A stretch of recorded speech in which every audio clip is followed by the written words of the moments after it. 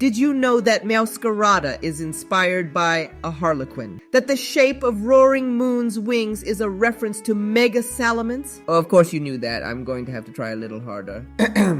After a few months of the 9th generation with us, we could not miss our biggest celebration. A special video of my favorite facts and secrets of these new games. A beautiful journey is just ahead of us.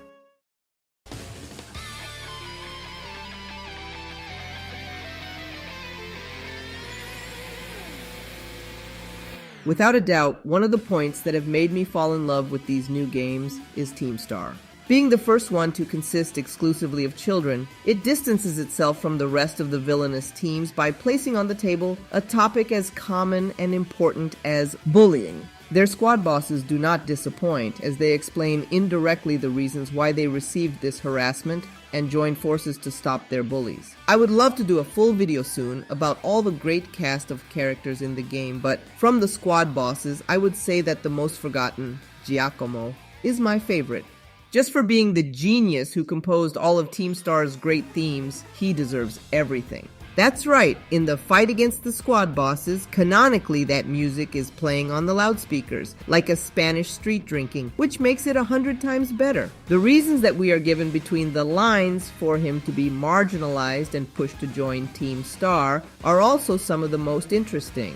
Judging by the way he unconsciously talks with solfege and his references to advanced music theory in several of his dialogues, it's obvious how he received traditional musical training, being in the academy the equivalent of a conservatory student. In those environments, the DJ career is not usually very well seen. In fact, it's not even necessary to have musical training to be one. But Giacomo's dream is to be the best DJ in the Pokemon world. And with that passion, he's not willing to give up no matter what, causing the indignation and rejection of his classmates and teachers who would most likely feel he is wasting his great talent. But nothing could be further from the truth, because in the themes of Team Star we can listen to how, mixing his knowledge of classical music and his skill and talent as a DJ, he creates some of the most powerful songs of the series. And it may seem like secondary stuff, but even there we find depth. Those games are undoubtedly the ones with the best music for its villainous team, being almost a meme that the grunt battle theme you are listening to is too good to be actually in the generation in which there are fewer battles against them.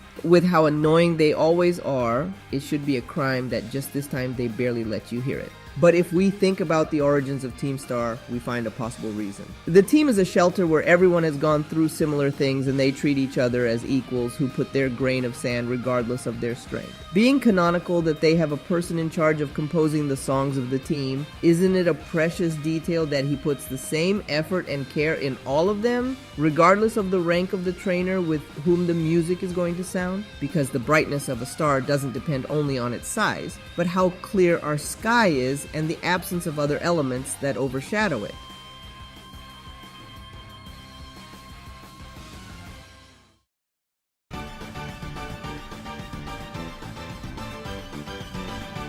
Other very cool characters that have been left quite in the background of the generation are the teachers. When we battle them in the Academy Ace tournament, we see them show off teams that reflect in one way or another their personality and specialty as teachers. Some examples are Time, the maths teacher, who specializes in rock type and uses Pokemon that represent measurable magnitudes such as time, speed, temperature, and pressure. It's almost like her Pokemon are going to be used as an example for mathematical problems. Besides that, she is the older sister of the gym leader Rhyme, the best rapper in the Pokemon world. Both sisters could not have chosen more different careers. Dendra is a specialist in fighting type and uses Pokemon, which represents all kinds of combat styles and martial arts, to also cover the entire spectrum of learning. Salvatore is the language teacher and has Pokemon like Gothitelle, Honchkrow, and Persian, extremely intelligent, and in some cases have even come to speak and understand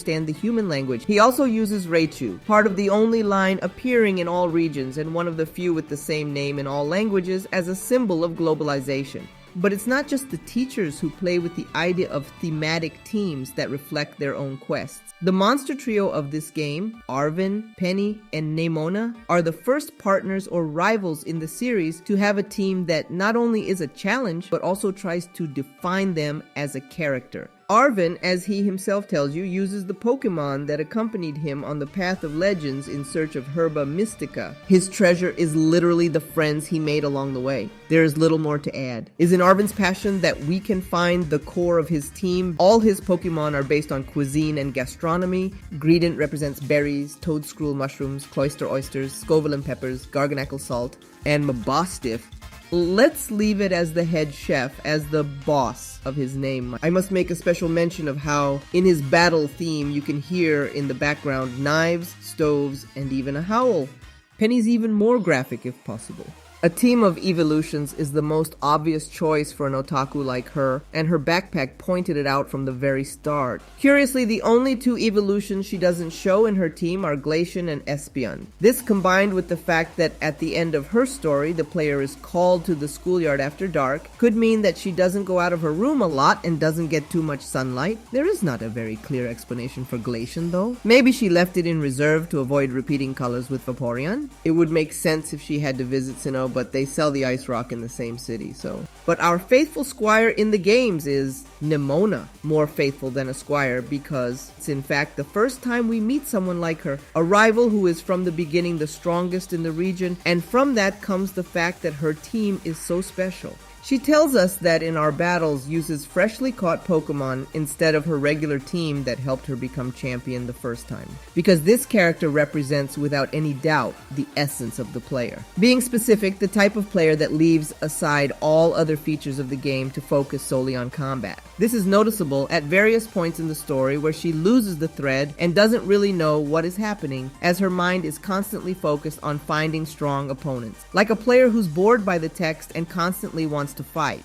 This is a well-known story as she did all the player journey, getting the badges and beating the Pokemon League before us. The interest she has in you goes beyond what we can imagine because we have all felt that empty feeling after finishing the game, optimizing our resources and feeling that nothing is a challenge within that reality.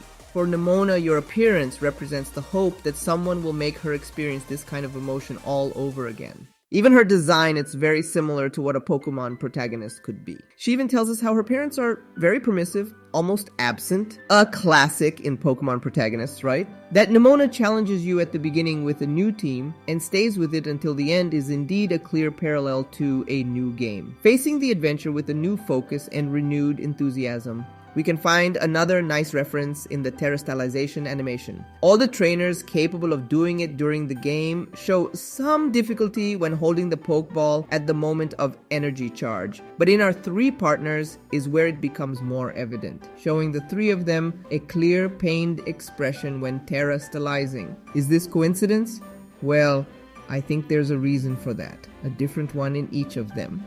Penny takes a maximum effort stance as if it were her physical weakness what makes it difficult for her. Again, something quite in character when she spends probably most of her time sitting down and perfecting her hacker skills. Arven insists to us at several points in the adventure that he's not very good at training Pokemon. His final battle being relatively challenging could be a sign of how having an important and sincere goal can make us grow. However, he's still a rookie in certain aspects, as we can see when he picks up a Pokeball upside down, and that's why he has to use twice as much strength with terastallization as if he were holding it correctly. Finally, Nemona is the most mysterious in this regard. One would expect from the most experienced trainer in the region a greater mastery of the main mechanics of the battles in the region. But what if the reason is related to that skills? The glove she wears looks quite like a type of bracelet used in bowling and other sports to prevent injuries from repetitive gestures. So it seems clear that she wears it because her joints began to suffer after so many fights, catches, and ultimately repetitions of the gesture of throwing Pokeballs. Going further and back to the parallelism with the player, it's a classic in the series that the protagonist can use Mega Evolution, Z moves, or any generation gimmick whenever they want, while only a few enemies are able to do so. If she truly represents the player, it would make a lot of sense that she would have abused the Terastal phenomenon more than anyone else, and given that the same game shows it's a harmful gesture that requires a lot of effort, it makes complete makes sense that she uses that glove as prevention, but even so, her wrist is already hurt, and it costs her more to maintain the posture than others. I hope you've enjoyed this trip. We still have some mysteries to discover in the Paldea region, but for now, thanks for joining me. In the meantime, check out the other Scarlet and Violet videos I made, on screen right now. Bye!